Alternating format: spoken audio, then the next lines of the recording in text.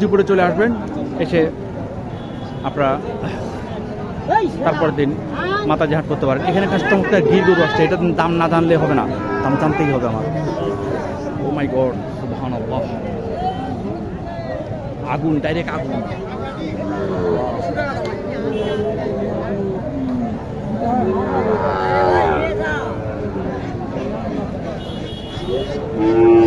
ভাই